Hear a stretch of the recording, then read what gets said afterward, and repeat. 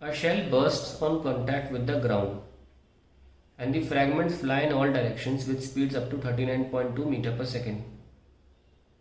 Show that a man 78.4 meters away is in danger for 402 seconds. अब man को तो पता नहीं है, यहाँ शेल जो है गिरते ही बर्स्ट हो जाती है और विभिन्न दिशाओं में इसके पार्टिकल्स गिरते हैं, है ना। यहाँ भी, यहाँ भी मैं एक ही बना रहा हूँ। अब स्पीड जो है पार्टिकल की 39.2 है ना। अब सुनिए, आदमी यहाँ खड़ा हुआ है, क्या दूरी पर? 78.4 की दूरी पर ना। टाइम ऑफ डेंजर का मतलब ये हुआ कि जो हमारे पार्टिकल्स हैं बम के फूटने के, वो कई एंगल्स पर बिखर सकते हैं, प्रोजेक्ट हो सकते हैं। लेकिन एक पर्टिकुलर एंगल ऐसा है, दो पर्टिकुलर एंगल ऐसे जिन पर वो अगर बर्स्ट होंगे, निकलेंगे, ओरिजिनेट करेंगे ज़मीन से फूटने पर, तो उनकी फिर भी रेंज 78.4 होगी, और वो होते हैं कॉम्प्लीमेंट्री एंगल्स। कॉम्प्लीमेंट्री एंगल्स होते हैं। अब टाइम ऑफ डेंजर ये हुआ कि मान लेते हैं हमने थीटा 30 डिग्री ले लिया, सपोज 30 वाला जो फ्रैगमेंट है वो यहाँ गिर सकता है और 60 वाला भी यहाँ गिर सकता है, ठीक है। तो मान लेते हैं 30 वाले के गिरने का time,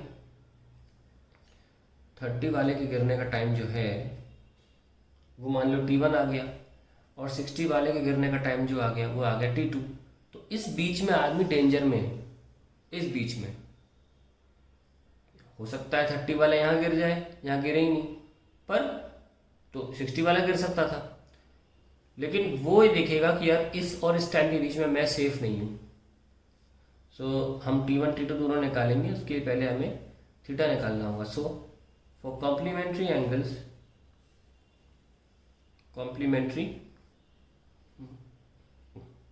angles, the range is same, range is same। तो टाइम निकाल लेते हैं पहले, and the difference in time of light at these angles will be the time for which the person, the man, is in danger।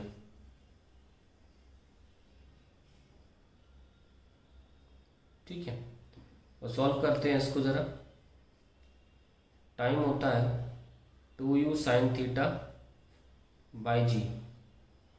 हमारे पास 39.2 है, sine theta की कमी है, और जी 9.8 ले लीजिए। मैंने आपको टेबल बताई थी कि 9.8 की टेबल में ये नंबर आता है, फोर्जा। क्या 8 साइन थीटा हमारा, मान लीजिए t1 आ गया पर्टिकुलर एंगल पर। अभी एंगल कैसे निकाला जाए, इसी के लिए आपको दे रखा था r। तो r क्या होता है, u square sine 2 theta by g. तो भाई r कितना है, 78.4 is equal to 39.2, u square है एक बार और 39.2 साइन 2 थीटा अपॉन 9.8, ये 4 बार गया,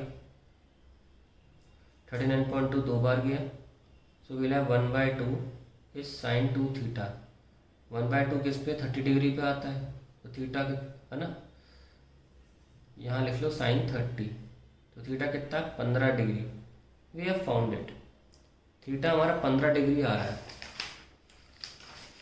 तो एक तो हमारा एंगल होगा 15 डिग्री, और दूसरा एंगल होगा हमारा 75 डिग्री। ना हमें टाइम निकालना था, और t1 15, थीटा 1 मान लीजिए, थीटा 2 मान लीजिए, कितना है 8 साइन थीटा 1, 8 साइन थीटा 1। देखिए जब भी आपका एंगल लेस देन 30 डिग्री है, आप साइन थीटा कैसे निकालेंगे, देखिए इसे रेडियन में ले लेंगे और इसे 0.017 से मल्टीप्लाई कर देंगे। एग्जाम्पल के तौर पे साइन 15 की वैल्यू होगी, डायरेक्ट सुनिए, रेडियन में लीजिए,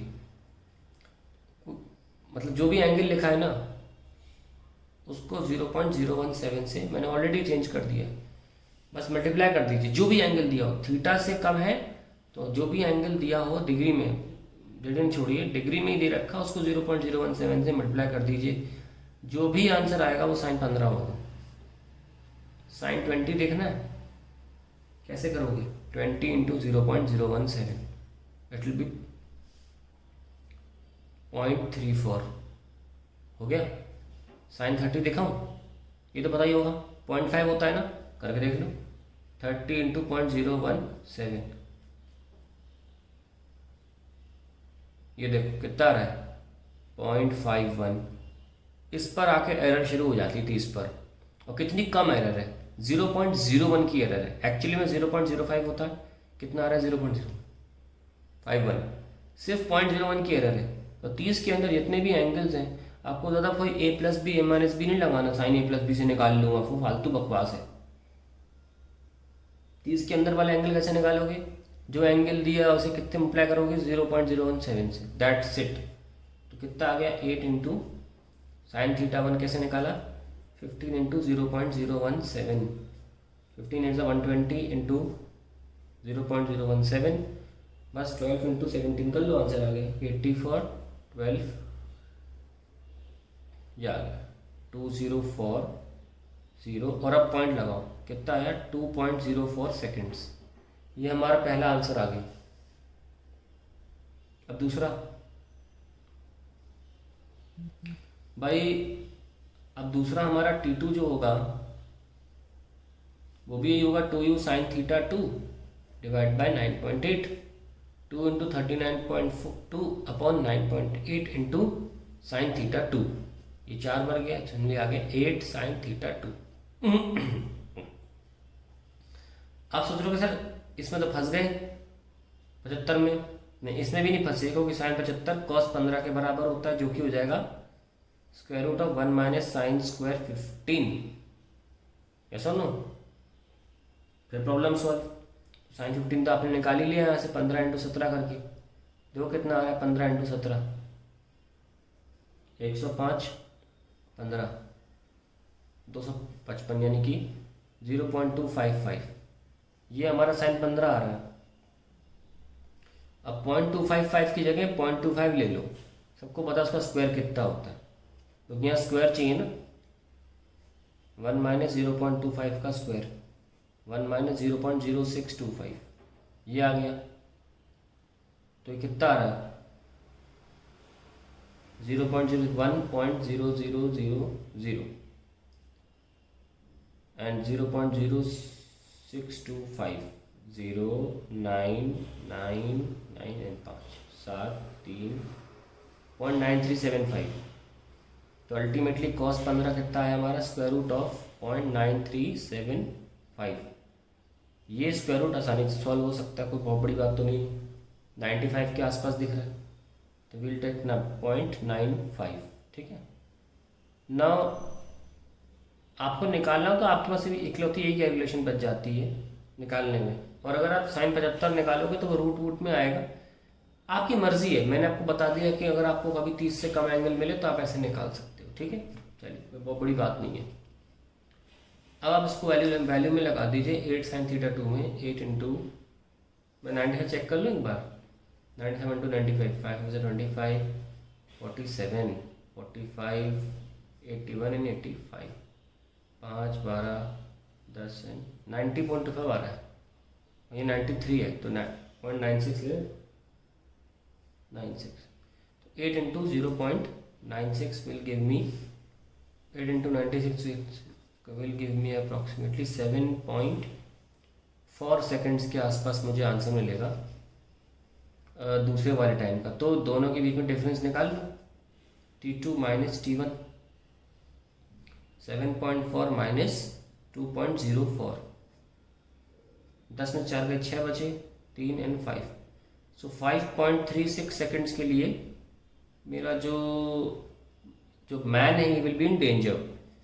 तो 5.36 सेकेंड्स। और अल्टीमेटली क्वेश्चन में प्रूफ क्या करना है, 4√2, 4 इंटू 1.414, 14,456, 5.6 सेकेंड्स, हमारा 5.36, तो क्लियरली क्लोज आया है। अब देखिए सवाल 4√2 सेकेंड ऐसे कर दिया है क्योंकि सवाल आपसे नहीं चाहता कि आप डेसिबल में सॉल्व करें, सवाल चाहता है कि आप sin 15 को वैसे निकालें, a + b a - b formula होता है ना, sin 15 को 45 - 30 ऐसे निकालें।